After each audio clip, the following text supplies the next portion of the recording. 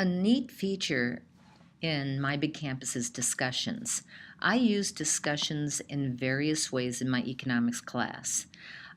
Just to make a comment on an assignment, to get responses of what they found out. I perhaps gave them an assignment and they needed to find the information, so it was kind of an inquiry type of information.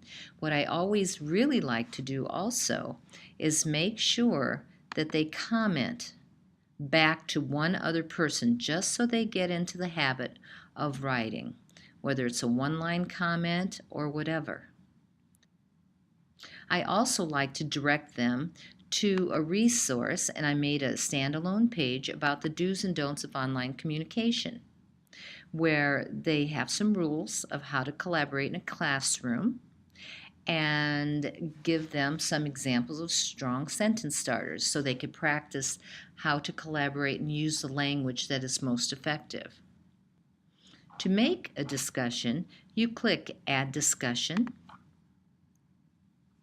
The title will be the link to the entire discussion, so this is an example.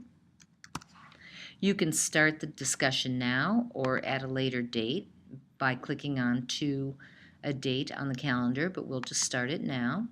The post, this is where you'll put your prompt.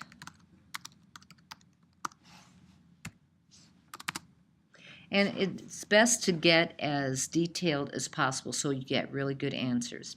You can also put any type of resource on there that may help them with this discussion, whether it be a photo, file with directions on it, quick link that you've set up, a library item already within My Big Campus, your stuff, which is where you may have any type of file, documents, or even link to a bundle. You can also restrict it to somebody that is in your group. So if I wanted just Christian to see this discussion, maybe there's a makeup assignment, you can do that as well.